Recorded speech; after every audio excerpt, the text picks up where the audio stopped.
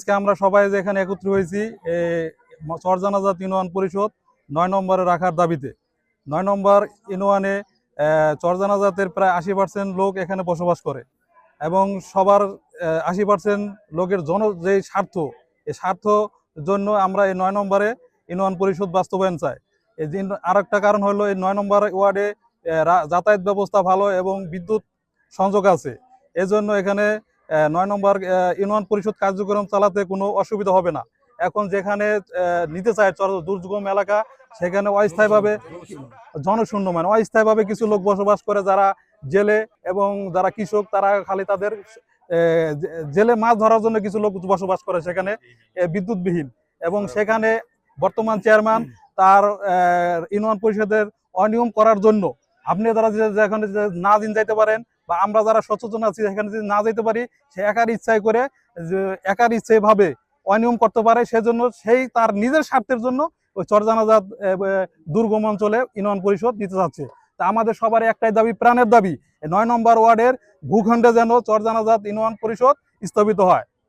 উপজেলার 18টি ইউনিয়ন এবং একটি পৌরসভা রয়েছে। এই 18টি ইউনিয়ন এবং একটি পৌরসভার সব ইউনিয়নের চেয়ারম্যানরাই তারা পলাতক অবস্থায় রয়েছে এবং ইউনিয়নের সর্বপ্রকারের কাজকর্ম থেকে তারা বিরত রয়েছে। কিন্তু দুঃখের বিষয়, আমাদের চরজানাজাত ইউনিয়নের যে অবৈধ ভোটের এবং বিনা ভোটের চেয়ারম্যান জনাব রায়হান সরকার, তিনি কিভাবে এখনো বর্তমানে তিনি দীর্ঘদিন পলাতক অবস্থায় ছিলেন, এখন তিনি পুনরায় আবার চরজানাজাতে এসে বিভিন্ন কার্যক্রম, আওয়ামী লীগের কার্যক্রম চালাইতেছে।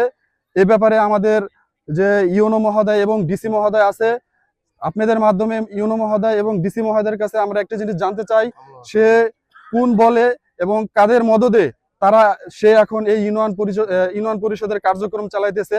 এবং আরো একটি বিষয়, সেটা হচ্ছে তিনি যখন পলাতক ছিলেন তখন তার স্থলাভিষিক্ত ভারপ্রাপ্ত চেয়ারম্যান নিযুক্ত করে গেছেন ইউনিয়ন পরিষদে। এই ভারপ্রাপ্ত চেয়ারম্যানও বর্তমানে আছেন, কিন্তু তাকে নামে মাত্র ব্যবহার করে সমস্ত কার্যক্রম সবকিছু সে চালাইতেছে।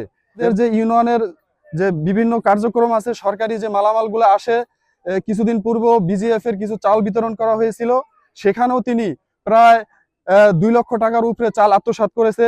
এটা আমাদের কাছে ডকুমেন্টস আছে এবং প্রমাণ আছে।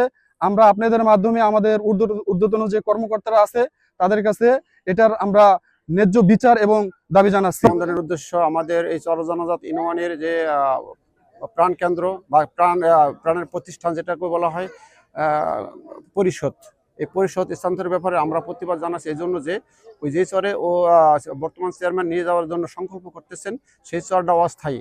পিছনে আরেকটা নদী ওইদিকে ধাবিত হয়ে আসছে, যে কোনো মুহূর্তে ওই চর চলে যেতে পারে। কিন্তু আমাদের চেয়ারম্যান উদ্দেশ্য প্রণোদিতভাবেই এই যে কাজটা করতেছেন, এই তীব্র নিন্দা জানাচ্ছি। এবং এই প্রতিষ্ঠানটি আমরা ৯ নং ওয়ার্ডে চাই।